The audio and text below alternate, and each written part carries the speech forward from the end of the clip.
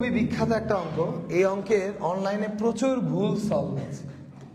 তো এটা হচ্ছে বুয়েট 22-23 শিক্ষাবর্ষের অঙ্ক, কার্বন ডেটিং এর।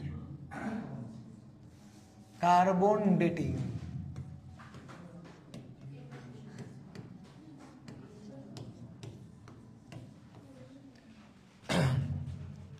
ঠিক আছে, এটা একটা কার্বন ডেটিং এর অঙ্ক।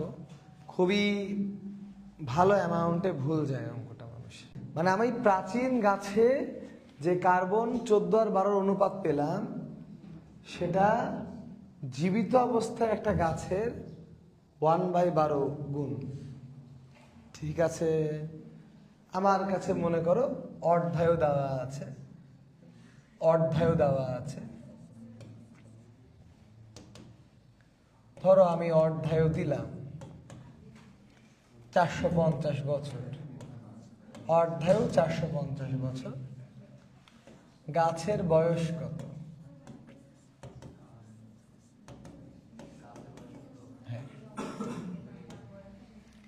মানে তুমি একটা প্রাচীন খণ্ড পেলা, তো এই প্রাচীন খণ্ডের মধ্যে আর জীবিত গাছের মধ্যে তুমি রেশিও তো একই দেখতে পারবা না। কারণ কি, মানে একটা জীবিত গাছে আসলে কার্বন 14 আর কার্বন 12 একটা অনুপাত থাকে। তো এই অনুপাতটা কোনো ফিক্সড সংখ্যা না, 1:1 ধরাটা ভুল। অনেকে এটাকে 1:1 ধরে নেয়, কিন্তু 1:1 না, এটা ভুল। তো জীবিত গাছে যে আমার রেশিও দেখি করি, আমার প্রাচীন গাছের রেশিওটা আমি একই পেলাম না, বরং দেখতেছি যে জীবিত গাছের অনুপাতের থেকে প্রাচীন গাছে অনুপাতটা কি 1/12 অংশ, 1/12 অংশ। তাহলে আমি একটু মানে এটা বোঝানোর চেষ্টা করি, শোনো। মানেটা এরকম করে আমরা করতে পারি যে প্রাচীন গাছের জন্য, প্রাচীন গাছে ভালো করে খেয়াল করো, মানে প্রাচীন গাছের অনুপাতটা কি? প্রাচীন গাছের অনুপাতটা হচ্ছে কার্বন 14 বাই কার্বন 12। এটা মনে করো প্রাচীন গাছের বর্তমান অবস্থা, হ্যাঁ কিনা? আর জীবিত গাছের বর্তমান অবস্থা কি? জীবিত গাছের বর্তমান অবস্থা হচ্ছে,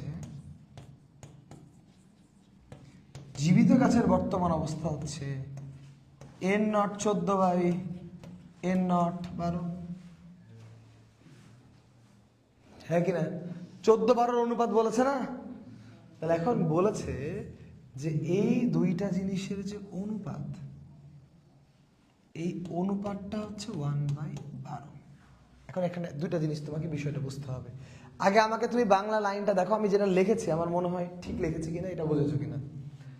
যে কোনো একটি প্রাচীন গাছে 14 আর 12 অনুপাত, জীবিত অবস্থায় এর অনুপাতের 1/12 গুণ, হ্যাঁ কিনা?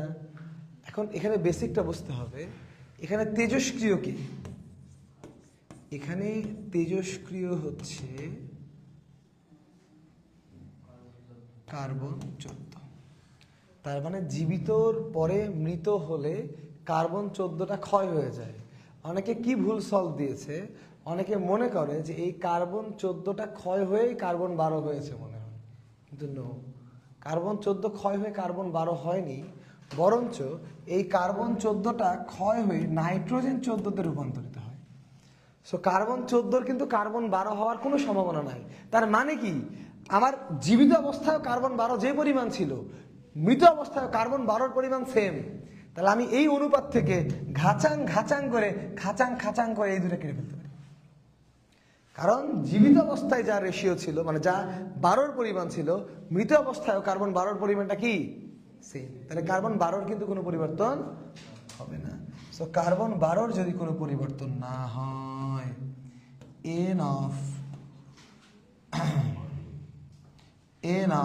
14 by n0 of 14 equal to 1/12। আমার তো আর কিছু দরকার নাই, আমার টি হাফ বের করার জন্য আর কিছু দরকার আছে? মানে আমার টাইম বের করার জন্য কিছু দরকার আছে? কারণ টাইম আমি তোমাদেরকে শিখিয়েছি টি হাফ ইন্টু লগ 2 বেস বড় বাই ছোট। তাহলে বলো উত্তর কত আসছে? 1613.2 2 3 3 ইয়ার। তো অঙ্কে না বুঝিয়ে বসিয়ে সূত্রতে বসাই করলে তো হবে না, আমি তো বুঝিয়ে করালাম। তো বইটা আসলে অধ্যায় এটা দেওয়া ছিল না, অধ্যায় অন্য কি একটা সংখ্যা ছিল, অধ্যায়ের মানটা চেঞ্জ হওয়ার কারণে বইয়ের উত্তরটা আসে। বাট কোশ্চেনটা এটাই। অনেকে ভুল কি করেছে, অনেকে মনে করেছে ওই কার্বন 14টা আবার 12তে রূপান্তরিত হবে, বাট না, কার্বন 14 12তে যাবে না, কার্বন 14 নাইট্রোজেন হয়ে যাবে। তাহলে কার্বন 14 যদি 12তে রূপান্তরিত না হয় তাহলে কার্বন 14 কি হবে, হারিয়ে যাবে। কথা কি ক্লিয়ার? সো এই হচ্ছে আমাদের বইটার টাটকা অঙ্ক, ভালো একটা কোশ্চেন, কার্বন ডেটিং এর অঙ্ক। বইটার টাটকা অঙ্ক তো তোমাদের সৃজনশীল আসতে পারে আর কি, 22-এর অঙ্ক।